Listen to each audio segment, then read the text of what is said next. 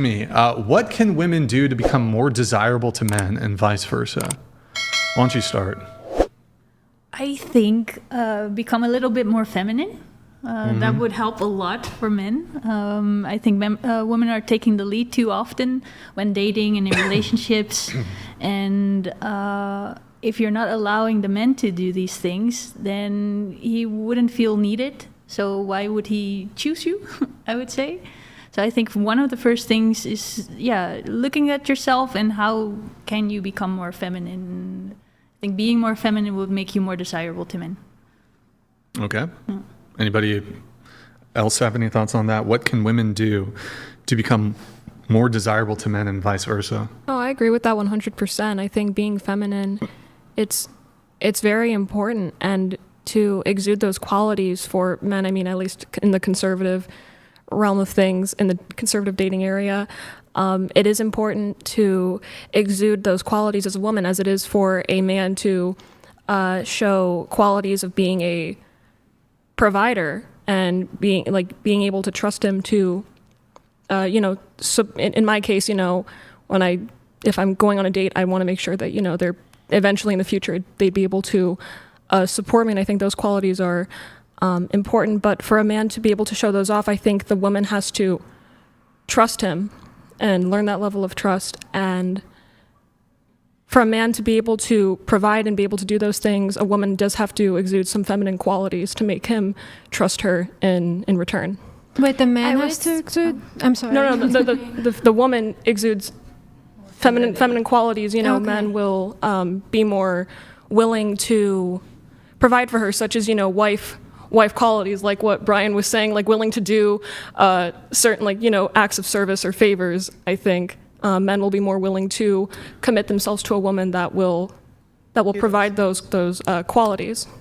I think, though, if men were just more dominant and they can have a woman be in their feminine nature already, I think that's what helps women be in their feminine nature, because I feel like in my past relationship, I felt like it was always 50-50. That's why I kind of felt like I was in touch with my masculinity side and my feminine side, but not so much my feminine side. And now in this relationship that I'm in, he just kind of took the lead. So I've been already in my feminine side since the get-go. So I just feel like it's not more so women need to learn how to be more feminine. It's just men need to learn how to take the lead and kind of open the doors and show and just be just be dominant. I 100% agree with that, because it takes, we have to be able to trust you or trust men. And I can say from my first relationship, which was, in high school, looking back, I felt more like the man, because he just exuded more feminine qualities, because he was so emotional. It felt like I don't want to say it felt like I was dating a woman, but sometimes it did feel like it. And it's like I didn't feel secure, and that was my first relationship, so I didn't know what security or what healthiness looked like. And the problems in that relationship were more than just he acted more feminine. Like he had, it was a very toxic relationship, very underneath the surface. But I didn't know how it felt to feel feminine. So I totally agree that the man does have to prove himself as well. I think it goes both ways. I think both parties do their share. I think it takes men longer than you guys even think for men to develop to that point where the way I describe it is you have to become it before you can be it, and it has to be real in a sense. When you're young in your 20s, it's like you're playing a game in a way. You're trying to go through the motions to simulate these things because it's not cognitively embedded almost. And we're living in a culture as well. I think many men at that age are afraid to show any dominance. Of course, because they don't want to cross some line. So a good thing that women could do would be to kind of give permission. I don't know how that would. I think that would. I'm sorry. Go ahead. I think that would be more of like a communication, sort of like a situation for communicating within the relationship and within, going on dates. I feel like that's part of the point of dating. You get to know people to see if you are compatible, if you are well aligned, and that's why it's important to get, examine those gender roles like from the beginning. I feel Right. like to make sure, especially when you're politically aligned I think and that's religious, like faith-wise, very important. Like that you can especially. avoid the dynamic that Brian encountered, the dynamic I encountered in the same scenario, just with J.K. Rowling. It's the same thing where they're just shocked that you would disagree, and it's like as if they've never encountered that before. Exactly, and I think, I mean, I don't know. I think like, the feminist movement in some way has also contributed to making men feel more like retreat into their shells and feel scared and not be able to step up, feel capable of stepping up or feel comfortable stepping up and feeling dominant because they're worried they're going to be accused of something like a Me Too movement or something. Dominant has a bad connotation, though. Yeah, we need to change that. I think it's important that we change that in a more positive way. Not toxic dominance, but healthy dominance. I think that's very important. Where's the line? Where's the line? Yeah, do you believe in toxic masculinity? No. Okay, interesting. Does anybody believe in toxic masculinity here? I think there can be toxic people who can be Okay, masculine I agree or with feminine. that. There's toxic humanity. You were Toxic masculinity. Well, I'm just saying it from like my culture. I think Hispanics, like in different countries, they can kind of have a little more of a machismo attitude where it's, oh, I'm the man of the house, so this is my rules that you can, like, it's just kind of, that's where I kind of believe in the toxic masculinity. I can't say that word. Masculinity. So where's the line between that and dominance, though? In dominance, I would say like just taking the lead of just,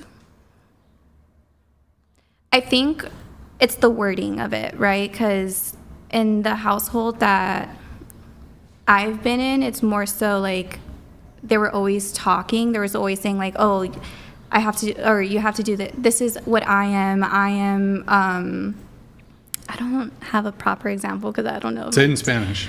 I can't. But I would. So would you say in your, sorry, go ahead. Because, like, let's say,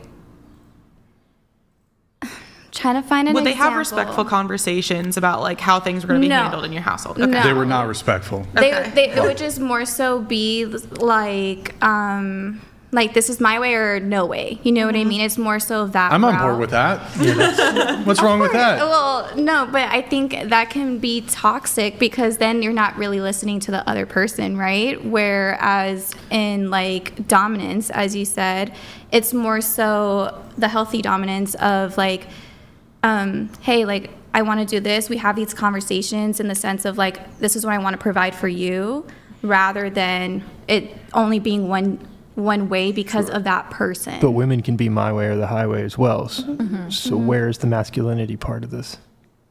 Oh. Touche. I don't know. I like what you said about men, that they sometimes feel like they need to be careful expressing their dominance, because when they make a mistake, I often feel like they have it a lot harder than women. Like women, if they make a mistake, oh, I'm just a girl, it just happened. But when a man tries to do something or acts upon something, if he chooses wrong, usually society is way harsher on them. So they might be, especially I think in the last years, where of course feminism has been it's gotten so strongly, they feel like, oh, I'm not going to try anyway because they think I'm doing it wrong anyways. So I like that you mentioned that. Of course, that's why I also mentioned women. I don't know where it starts. Is it the men or the women? But women should give space for them to act in their dominant energy, because not everywhere. It's not safe for them everywhere to do that, I think. Yeah, that's a good point. I thought it was a really, I don't want to. Oh, no, go ahead. Go ahead. Someone brought up the Titanic example, and that's one that comes up a lot on here. It's and I've been I thinking think that was about it. Lucas, yeah. Is I know some guys, they're like, well, it's, and I want to ask them, the ones that don't think it's fair, what would you have gotten in the lifeboat? And many of them would probably be like, yeah, why not?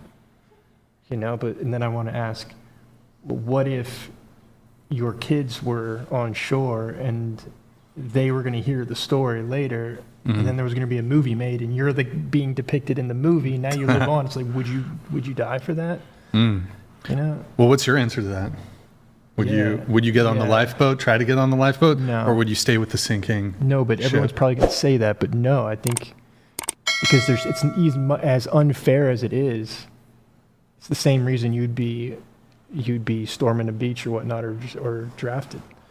Accepted. Well, this is where I Challenge me on this. diverge a bit from you, Warren. I mean, so my own personal decision, if I was on the Titanic, and this is of course assuming, like I have an option to choose to go on it. Like, there's not like other men who are basically like, nope, stay back. Even then, I'm like, I'm fucking fighting to get on that shit. I don't care. So the guy in the movie, you would do that.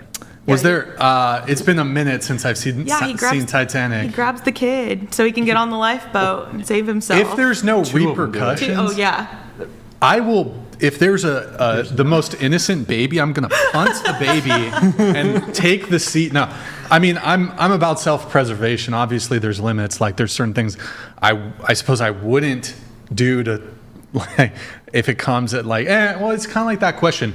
Would you annihilate everybody else to save your family, your wife, and your children? That's a difficult. I probably would. Actually, wait, hold on. Let me think about that. That might sound I really was bad. just gonna say, so you would kill the entire human But race. Yeah, it's yeah. So okay, the question is, would I get on the life preserver on the Titanic? Yeah. Yeah, sure. But it's like an honorability thing. Like, would Honor? you want to be the guy who jumped on the lifeboat while someone else died? Like, you would have Yes. to be that for the rest of your life. Yeah, The guys in the yep. Titanic movie, like I the can ones deal with that are guilt. the ones I can do. You know what's better than guilt? Still being alive. the guys that are depicted in the movie on the Titanic that are jumping on the lifeboat. Now, over 100 years later, there's dudes clowning them to this day because they're the guy that jumped Let on them. the lifeboat. Fucking let them. If you don't clown. mind that, that's up to you. If you don't mind living Yeah. with that, if you don't mind that being your legacy, then that's cool. What's the point of being alive then? Legacy. Well, I suppose Oh, we're throwing. I'm in a movie with Leonardo DiCaprio. Fuck yeah. I don't know. I mean, You're gonna go back and rewatch the movie and be like, oh shit, I don't know. I Did they should've look answered. bad? Did they look bad? really Yeah, bad. Really yeah, bad? they look really None of bad. them say a word to him.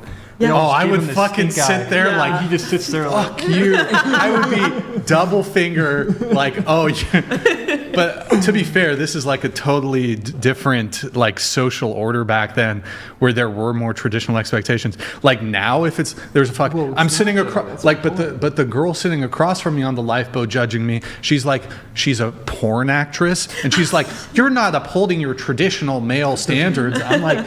Well, neither. You're literally a prostitute. I don't care.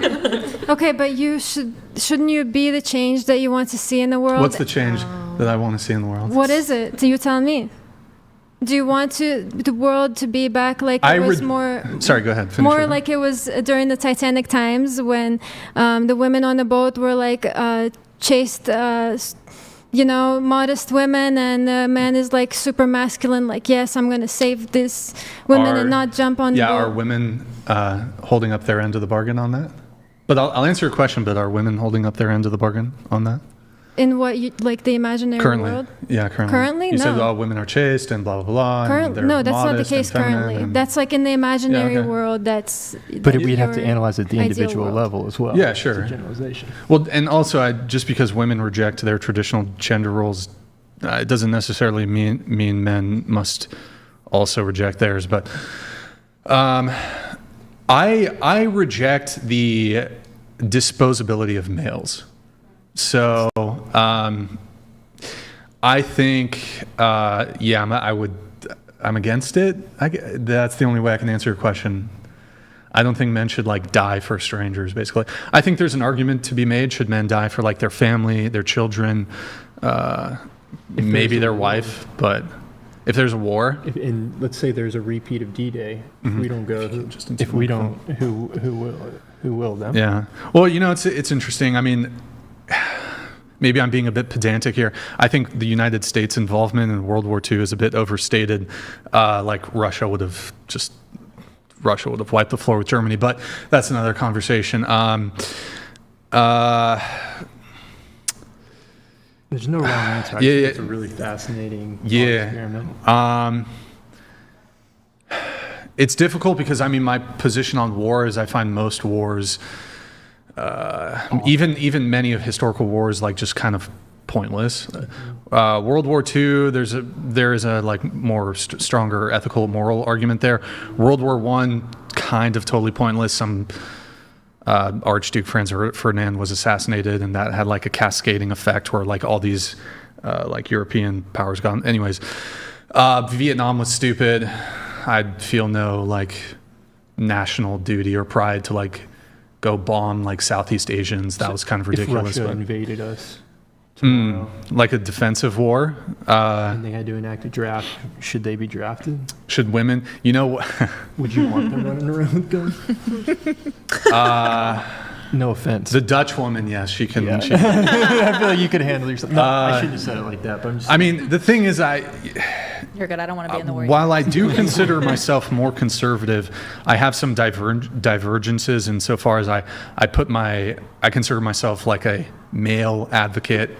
Some people call this like men's rights advocacy. So I put that beyond like conservative positions because conservatives and feminists are actually similar in a lot of ways. But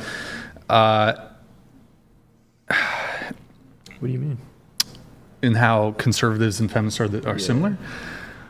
So I think, well, it depends what brand of feminism we're kind of looking at, but I think like there's a component of feminist movement that looks towards men's agency to like, but there's a blame that goes on, like it's men's fault, men need to fix it, whereas conservative won't put a blame on men, but they'll still say like agency falls on men need to be the ones like fixing problems and like being responsible in like leadership positions in like wartime and being soldiers and so forth. I get you. I just don't think it comes from. I think it comes from the fabric of reality. It's not coming necessarily from society. It looks like that. But it's an unfair aspect Right. that is baked within the fabric of reality itself, and Yeah. that has always existed. But I don't know, like there's probably definitely been historical wars, probably like smaller scale conflicts where it was just like there's a belligerent, an aggressor who's like, we're going to conquer your land.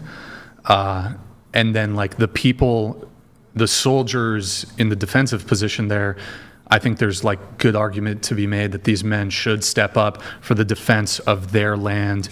And by extension, like historically, there were a lot of like war crimes committed towards women, like essay, rape, and for example, so like probably a cohort of men in these societies don't want to see their women, either their wives or just their country women, I guess, getting raped. And then they just want to, and then if they do lose the war, the men are going to get killed anyway. So it's like, that's kind of compelling. But like, would I want to like, if it was the late 1960s, early 1970s, would I want to get shipped off to Vietnam? No. Like, no. yeah.